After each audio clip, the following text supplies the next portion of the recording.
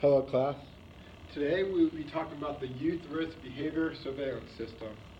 It was developed in 1990 and is also known as the YRBSS.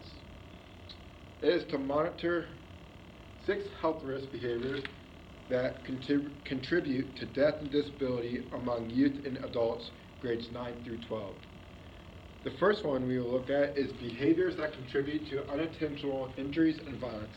So this might be like kids just messing around, like, a kid makes a paper airplane and throws it at someone and just hits someone in the eye, and that's a risk behavior. And then the second one is sexual behaviors related to unintended pregnancy and sexually transmitted diseases. So this might be when like a kid just decides to have unprotected sex and it leads to a pregnancy that they do not want, and then they have sex with a bunch of people, so they get an STD and other transmitted diseases, and that is a risk behavior they talk about in my study. And the third one is alcohol and other drug use. So you cannot drink until you're 21, so when kids grades 9 through 12 drink under 21, that's a risk behavior and that's inadequate and they shouldn't do that. And so this survey looks at all these kids that decide to do drugs and drink and how that affects them as they grow up to become adults. The fourth one we look at is tobacco use.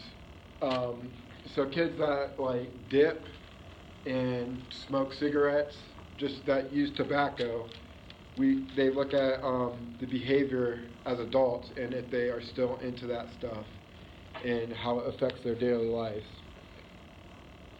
The fifth one is unhealthy dietary behaviors, and just kids that aren't healthy, they look at what they eat and how they eat, if they have a healthy eating plan, if they're eating breakfast, lunch, and dinner, and some snacks, if those are healthy.